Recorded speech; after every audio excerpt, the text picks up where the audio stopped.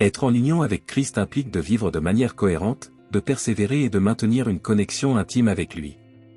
Quand quelqu'un est converti et racheté, il est décrit comme étant en communion avec Christ, comme mentionné dans des passages tels que Romains chapitre 8, versets 1 et 2. Corinthiens chapitre 5, verset 17. Jésus utilise la métaphore de la vigne et de ses sarments pour illustrer ce concept. Il est la vigne et nous sommes les sarments. Pour produire du fruit et avoir une vie abondante, il est nécessaire de rester en lui, recevant nourriture et vigueur. Tout comme un sarment ne peut prospérer ou porter du fruit s'il est séparé de la vigne, notre vie spirituelle ne s'épanouit que lorsque nous sommes connectés au Christ. Demeurer en Christ n'est pas un événement isolé, mais un processus continu consistant à entretenir notre relation avec lui par la prière, la lecture de la Bible et l'observation de ses enseignements. Dans cette communion, nous trouvons la paix et la sécurité de la vie éternelle, car il promet que personne ne pourra arracher ses disciples de sa main, Jean chapitre 10, versets 28 et 29. Rester en Christ nécessite également d'obéir à ses préceptes et de vivre selon sa volonté. Jésus a souligné cela lorsqu'il a dit, « Si vous gardez mes commandements, vous demeurerez dans mon amour, tout comme j'ai gardé les commandements de mon Père et demeuré dans son amour. » Jean chapitre 15, verset 10. Demeurer en Christ est un choix conscient et délibéré, un abandon constant de notre vie à Dieu. En demeurant en lui, nous commençons à expérimenter une transformation intérieure, alignant nos pensées, nos attitudes et nos actions sur les siennes. Ce processus de sanctification se produit lorsque nous restons connectés au Christ, confiants en sa force pour résister au péché et aimer les autres de manière altruiste. De plus, demeurer en Christ nous procure une nourriture spirituelle et une protection contre les attaques de l'ennemi. Bien que le diable ait du pouvoir, il est important de reconnaître son influence et son autorité sur une horde démoniaque, non pas pour le glorifier, mais pour avoir conscience de la réalité spirituelle. Cependant, lorsque nous demeurons en Christ, nous sommes remplis de sa joie et de son amour, rayonnant ses vertus vers ceux qui nous entourent. Demeurer en Christ n'est pas seulement un devoir religieux, mais une véritable source d'épanouissement et de contentement alors que nous expérimentons la plénitude de la vie que l'on trouve uniquement en lui. Il existe des entités sombres dans ce monde, elles opèrent toutes sous leur influence. Toute malignité spirituelle dans les hauts lieux est sous sa domination. Satan est une entité puissante, pas quelqu'un que vous devriez sous-estimer ou avec qui vous plaisantez. Il vous entourera d'adversité et détruira tous les aspects de votre vie sous vos yeux. Le diable peut littéralement ruiner la vie d'une personne. La Bible nous prévient clairement, dans Jean chapitre 10, verset 10, « Le voleur ne vient que pour voler, tuer et détruire. Il vient pour tuer, détruire et voler. » Elle s'attaque d'abord à votre vie personnelle, puis à votre prospérité et enfin à votre santé. Il s'en prend à tout ce que vous appréciez et aimez. Regardez ce qu'il a fait à Job en un seul jour, il lui a pris tous ses enfants, toute sa richesse et sa santé. En un instant, le diable peut dévaster une vie au point que vous comprenez à peine ce qui s'est passé. Un jour, les anges vinrent se présenter devant le Seigneur et Satan les accompagna. Le Seigneur demanda à Satan, « D'où viens-tu » Satan répondit au Seigneur, « Après avoir parcouru la terre et parcouru tous les lieux. » Alors le Seigneur dit à Satan, « As-tu vu mon serviteur Job ? Il n'y a personne sur la terre comme lui.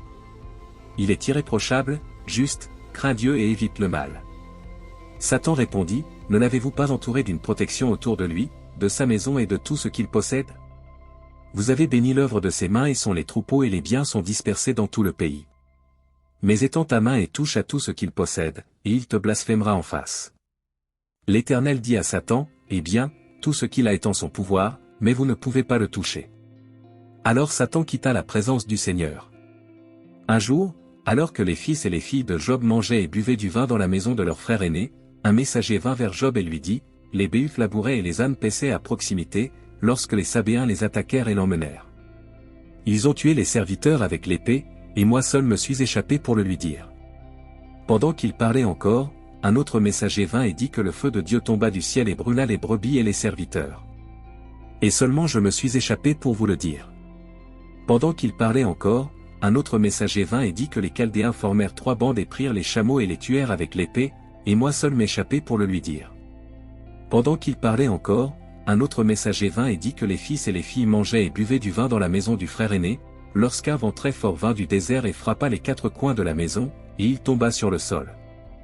Des jeunes hommes et ils sont tous morts. Et seulement je me suis échappé pour vous le dire. Quand Job entendit cela, il se leva, déchira ses vêtements, se rasa la tête et dit en adoration, « Nu, je suis sorti du sein de ma mère, et nu j'y retournerai. Le Seigneur a donné et le Seigneur a repris, béni soit le nom du Seigneur. Satan a peur des chrétiens mûrs. La maturité chrétienne, c'est demeurer avec Dieu quelles que soient les circonstances. C'est une louange même lorsque Dieu ne répond pas à vos prières. La maturité chrétienne, c'est l'accueil, nu je suis sorti du ventre de ma mère, et nu j'y retournerai. Le Seigneur a donné et le Seigneur a repris, béni soit le nom du Seigneur. La maturité chrétienne, c'est rester avec Dieu même lorsque votre cœur est brisé à cause de la situation. Certaines personnes écoutent cela et sont activement en colère contre Dieu. Ils sont tellement en colère contre Dieu. Non, tu ne dirais jamais ça à voix haute. Mais au fond de votre cœur, vous êtes en colère contre Dieu parce qu'il n'a pas répondu à votre prière. Pensez que Dieu ne t'aime plus. Dieu ne vous a pas abandonné. Dieu ne vous quittera jamais. Les 3 jeunes Hébreux ne savaient pas si Dieu les délivrerait. Mais ils croyaient en Dieu quelle que soit l'issue de la situation. C'est l'évangile profitable dans le sens où les gens ne viennent plus à Dieu à cause de qui il est, mais plutôt à cause de ce qu'il peut faire pour leur vie. C'est une foi profitable, basée sur la conviction que je croirai et obéirai à Dieu seulement s'il fait quelque chose pour moi. C'est une foi profitable. La théologie derrière une foi profitable est de croire en Dieu et il vous rendra riche, il vous rendra en bonne santé à 100%, il réalisera tous vos rêves les plus fous. Vous voyez, c'est faux parce que la vérité est que Dieu peut vraiment vous rendre riche, Dieu peut vraiment vous rendre en bonne santé, Dieu peut vraiment réaliser vos rêves les plus fous, il le peut. Il a le pouvoir et la capacité de le faire. Une théologie rentable centrée sur la foi se concentre sur ce que Dieu peut faire et non sur qui il est. Vous entendez des sermons intitulés « 10 étapes pour que Dieu vous rende plus riche, 4 façons de vivre la vie parfaite que Dieu veut que vous ayez, 2 étapes bibliques pour une vie prospère ». Tant de religions chrétiennes sont enracinées dans une foi profitable qu'elles déclarent « Je crois en Dieu parce qu'il répond à mes prières ».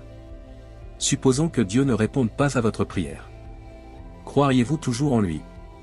Ou bien il déclare « Je crois en Dieu parce qu'il m'a guéri quand j'étais malade ». Supposons que Dieu ne vous guérisse pas lorsque vous étiez malade. Croiriez-vous toujours en lui? La vraie foi biblique n'est pas centrée sur ce que Dieu fait pour vous, mais plutôt sur qui est Dieu. Si vous savez qui il est, vous savez qu'il est le seul vrai Dieu qui mérite d'être loué et adoré. Si vous savez qui il est, vous savez qu'il est le seul vrai Dieu qui mérite toute la gloire et l'honneur. Peu importe ce que la vie me réserve, je croirai en lui, beau temps, mauvais temps. C'est la foi des 3 garçons hébreux, qui est la foi de Job. L'histoire de Job est un témoignage profond d'une foi inébranlable et d'une résilience face à des épreuves inimaginables. Malgré la perte de sa richesse, de sa santé et de ses enfants, l'engagement de Job envers Dieu est resté inébranlable. Son voyage met en lumière une leçon essentielle. L'essence de la vraie foi ne réside pas dans l'adoration dans les bons moments, mais dans une dévotion inébranlable au milieu de l'adversité. La capacité de Job à continuer de prier et d'adorer Dieu, même lorsque toutes les raisons terrestres semblent s'y opposer, nous enseigne la profondeur de la confiance et de la loyauté qui définissent une relation significative avec Dieu Tout-Puissant. En fin de compte, l'histoire de Job est un puissant rappel qu'une foi durable, même dans les moments les plus sombres, peut conduire à la restauration et à des bénédictions au-delà de toute mesure. Si vous avez aimé cette vidéo et y avez trouvé de la valeur, n'oubliez pas de l'aimer et de la partager avec vos amis et votre famille, n'oubliez pas de vous abonner à la chaîne. Votre aide est essentielle pour nous permettre de toucher plus de personnes avec nos messages.